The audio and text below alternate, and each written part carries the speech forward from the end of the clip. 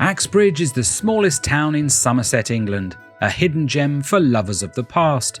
With its medieval square, timber-framed houses and fascinating heritage trail, it offers a delightful journey back in time. Whilst visiting Cheddar Gorge in our last video, we had the pleasure of exploring this charming town and uncovering some lovely buildings and history.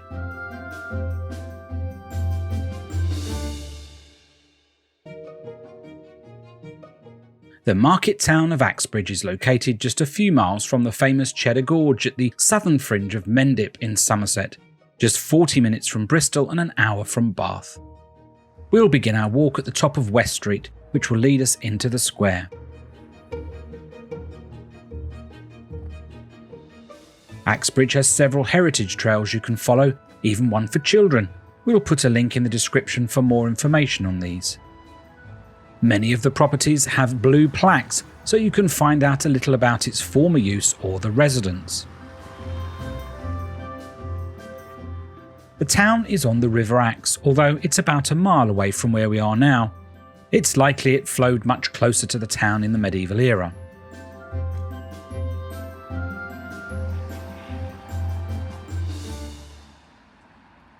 While Axbridge is known for its Saxon and medieval history, the area has been inhabited for much longer, stretching back to prehistory. Though not a major Roman centre, evidence suggests some Roman presence in and around the town. The Mendip Hills were a source of lead, which the Romans exploited. The Saxons arrived in Somerset sometime in the 6th or 7th century, established settlements and gradually gained control of the region.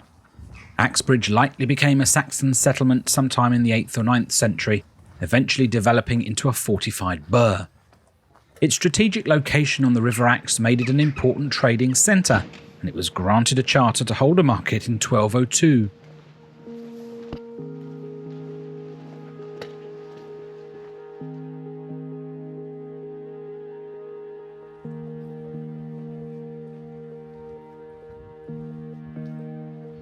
We've just spotted our first blue plaque, the old Sheriff's Office, home to 3 generations of clockmakers named Thomas Williams.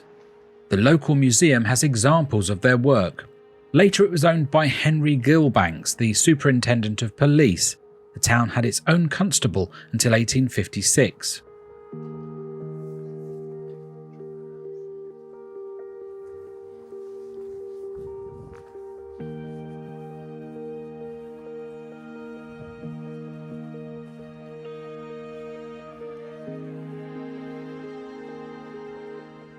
Established in 1850, the Methodist Church unfortunately was closed during our visit, depriving us of the opportunity to witness its awe-inspiring stained glass windows. Built in the Gothic style, the church was constructed at a cost of £500, funded through subscriptions.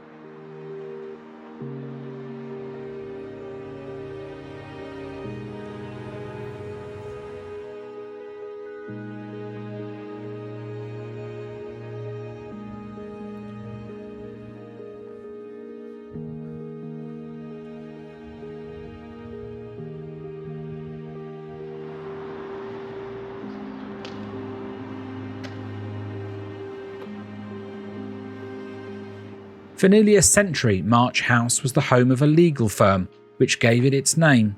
John Alexander March is first recorded as a solicitor in 1889. Right next door, this impressive property was owned by William Frampton, a maltster. From 1874 to 1974, it was the headquarters of the Axbridge Rural District Council, today separated into flats. The salmon-coloured building ahead of us was once the Red Lion pub, dating back to the 18th century. It's now a private home and the town cinema called the Roxy. The Mendip Hills surrounding Axbridge provided ideal grazing land for sheep, making sheep farming a natural pursuit for this area's inhabitants. Axbridge became a centre of wool production, with locals involved in all stages of the process, from rearing sheep to weaving cloth. The location on the River Axe facilitated trade, allowing Axbridge to export its wool to other parts of England and even abroad. This brought considerable wealth to the town. The Yeoman's House was previously called the Wool House and is one of the oldest buildings in the town, circa 15th century. used in its day as a warehouse to store wool before sale in the market or distribution further afield.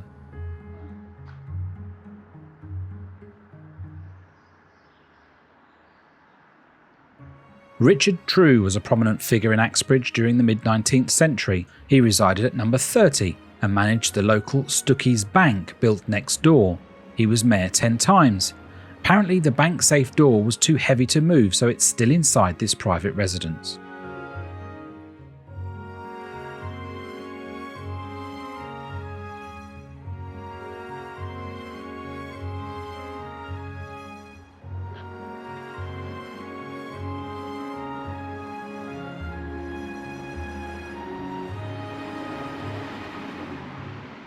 Number 27 was once the home of actor Gordon Rowlings, most famous for his John Smith adverts.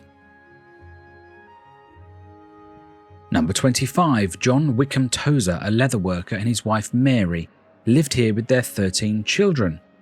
Their son Solomon, born in 1817, joined the Royal Marines at 17 and rose to lead the Marine detachment on HMS Terror.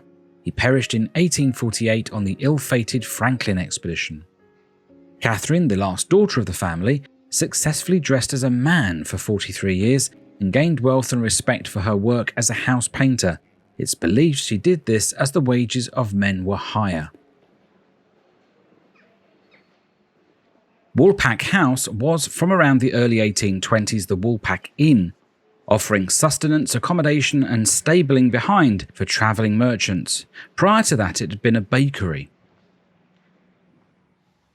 Number 20 was home to John and Joseph Simmons in the early 19th century. Joseph became famous as a balloonist, making nearly 500 ascents in 30 years, whilst John was famous for magic and illusions. As we pass the manor house, it's hard to believe inside is a plaster ceiling believed to have been made by prisoners of the Napoleonic War. Further down the street you can see the lead dome of the property. There's a photo of the ceiling on the Heritage Trail website if you click on our link.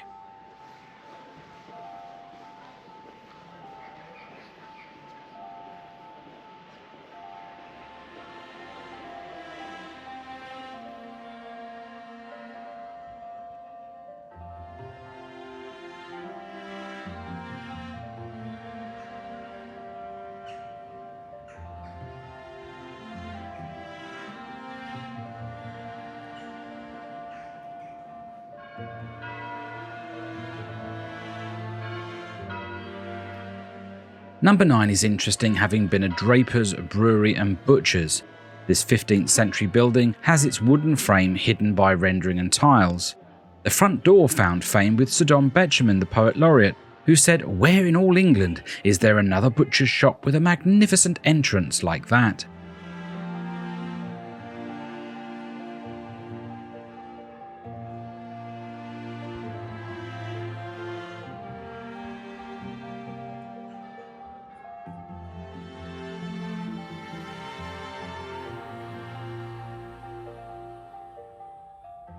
One of the most striking buildings in the street, the old drugstore. The 19th century render has been removed to show the wood timbers in their late Tudor glory. The building was used as a chemist by successive owners from the early 19th century.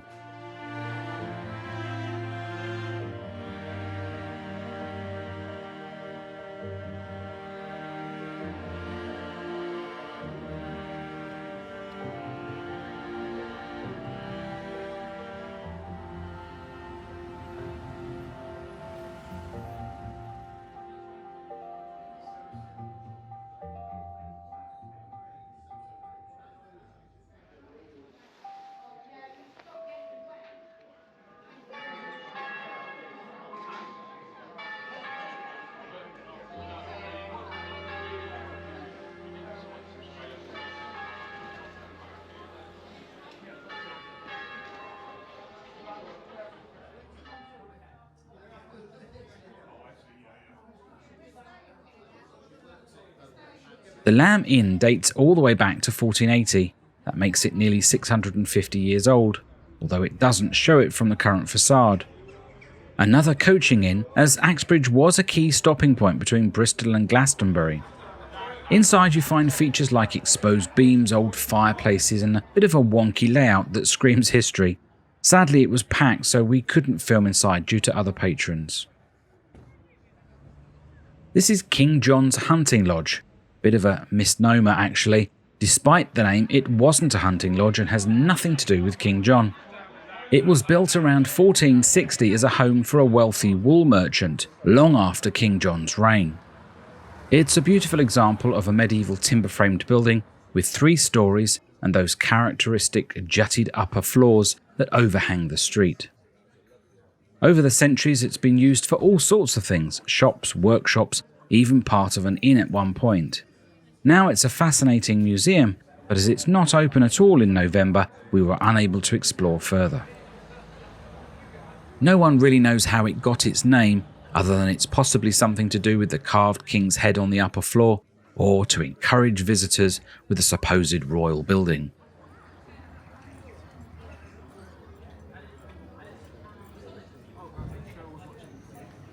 There is an award-winning cafe called the Almshouse on the edge of the square. This dates back to 1450. Almshouses were places of refuge for the poor and needy, provided by the church and sometimes wealthy benefactors supporting the community. This cafe has developed a reputation for good food.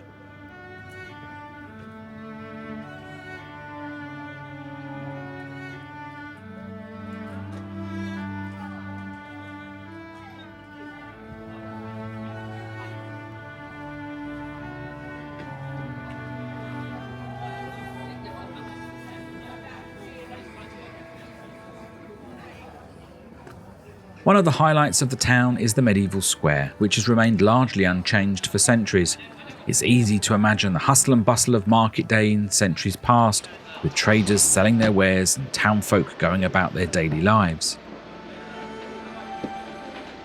Once a month, Axbridge hosts a farmers' market with stalls selling delicious and delightful foods, drinks and crafts.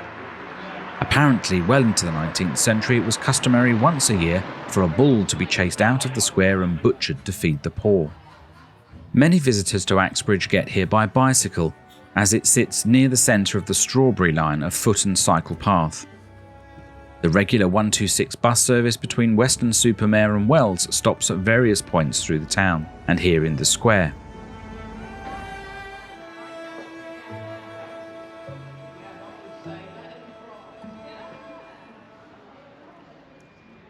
No visit to Axbridge is complete without a visit to St John the Baptist Church, a magnificent structure that dominates the town's skyline.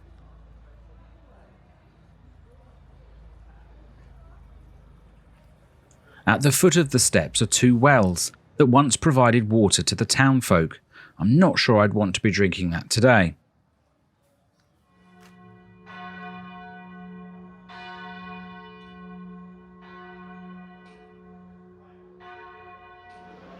The church dates back to the 13th century with later additions. What we see today largely dates from the early 1400s. This period saw significant rebuilding and expansion, likely due to its growing prosperity from the wool trade.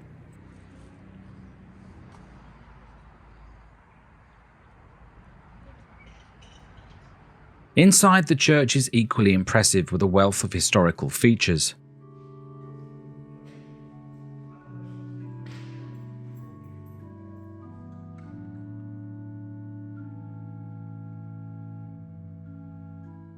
The nave roof boasts a stunning blue and white plaster ceiling dating from 1636.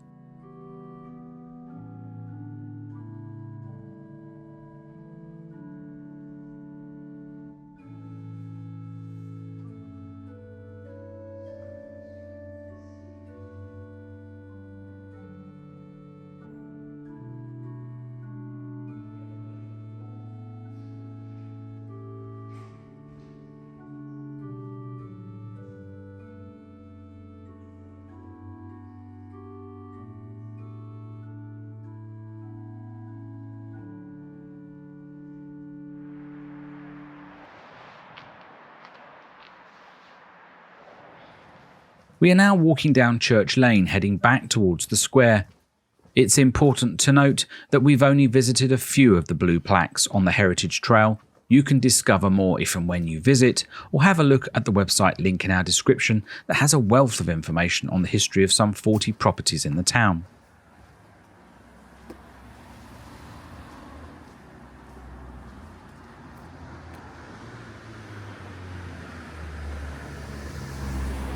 Ahead of us is the court, built in the 18th century by Peter Fry, replacing a property dating back to the 15th century.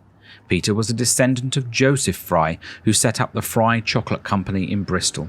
Fry, alongside Cadbury and Rowntree's, was one of the big three British confectionery manufacturers throughout much of the 19th and 20th centuries.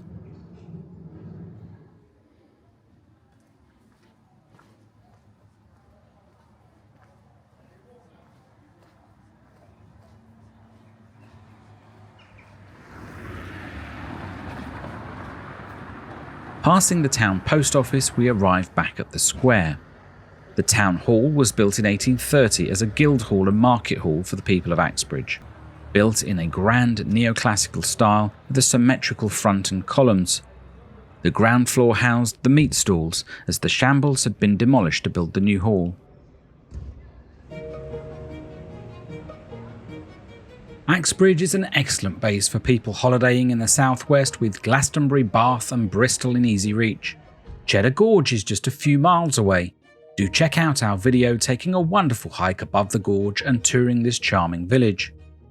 From the smallest town in Somerset to the smallest city in England, just 30 minutes drive from Axbridge, next time we'll visit Wells, with its impressive cathedral and famous Vicar's Close, the most complete medieval street in Europe still used for its original purpose. We'll wander the streets, see what treats are on offer at the Saturday market, and explore the Bishop's Palace with its wonderful rooms and gardens. Do subscribe now so you don't miss this wonderful visit to a very historic city. Thanks for watching, and we'll see you again soon.